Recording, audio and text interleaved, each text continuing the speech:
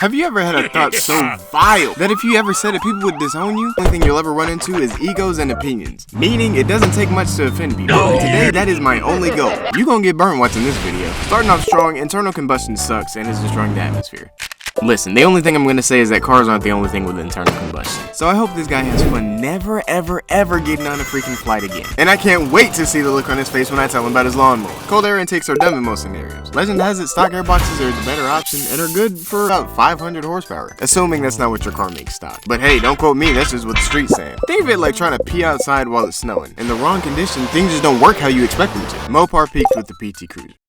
What? Bro, are we serious? Seriously, how could a human being feel this way? Wild liveries or paint jobs actually aren't lame. Yeah, it is me speaking to you. Only recently, it seems like the car community has taken the gigantic stick out of its butt and accepting stuff that looks like this. Now I can't scroll without seeing Marlboro wrapped cars. But why did it take y'all so long to come back? I've been hiding in the shadows alone, waiting. They called me crazy. I grew up on Need for Speed, so obviously my first word was stickers. And I used to throw Hot Wheels at policemen. Most wanted, baby. For the past few years, we've been rolling around looking like regular traffic. Basic, boring, lame. Oh, is that supposed to be different? Do you know how people used to identify other gearheads? By the number of extra words that they had randomly placed on their car. Or by how obnoxiously bright the car next to them was on the highway. Minimalism is making cars ugly. I can partially agree with this. I wouldn't say ugly, but maybe boring. Because they use the Model S as an example, which to me isn't ugly. But then again, I did used to wear short sleeve hoodies. I have noticed a lot of newer cars kind of have this Facetune look. The features are just too smooth and unnatural. And it doesn't give the car any character. How do you spend years designing a car and they end up having as much curb appeal as an egg? That's all cars are now, electric eggs on wheels. Rah rah. Well said. The AMC Javelin is the best car ever made. Okay, listen, I don't know jack diggity squat about the AMC Javelin. It's one of those cars I've seen before but never really knew what it was. However, I have a car in GTA that looks just like this, so it's gotta be worth something, right? Mopar doesn't deserve as much hate as it gets. I am biased, but you probably already assumed that, didn't you, you dirty little piece of. Can you name one time a Challenger ran you over by itself for no reason? I'll wait. What people do with the car is not the car's fault. Hate the driver. Teslas are like rolling bombs. Mustangs lay people out on the daily with no driver. Jeeps run over people. And everybody just seems to look the other way.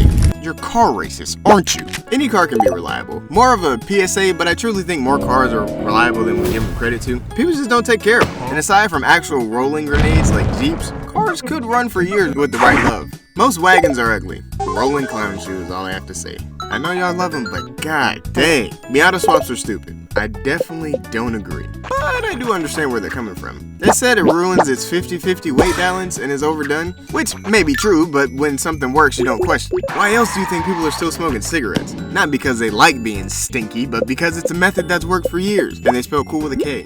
But I have to admit, it would be nice to see more than just another LS in one. Okay, here's what I'm thinking. Titanic swapped Miata. It might be a little hard to corner, but that's okay. I've seen a tank swap Crown Vic, so don't tell me this isn't possible. T-tops are better than convertibles. Yes! Thank you! I hate convertibles. I feel like they're overhyped as a status symbol by everybody. They just ruin the flow of a car's look. But the elegant T-top is integrated so well and it still maintains the appearance of a car. Argue with your mama. The Super Mark V deserves the Super Mantle. Yeah, it has BMW parts, but it has the heart to be a new Super. Not a Z4. I've driven quite a few and they're actually really fun. Give the black sheep a chance and you'll find out the meat still tastes the same. Pause. EVs and hybrids have space in the automotive world. The best way I can put this is that old Mabel, who's 150, shouldn't be forced to drive a manual Z06, when there could be a much more comfortable, less jarring vehicle like a Tesla. So at least that way, just by starting the car, her teeth don't fall out. All cars should stay stock, all mods are stupid, and a car should be enjoyed how it was made from the factory.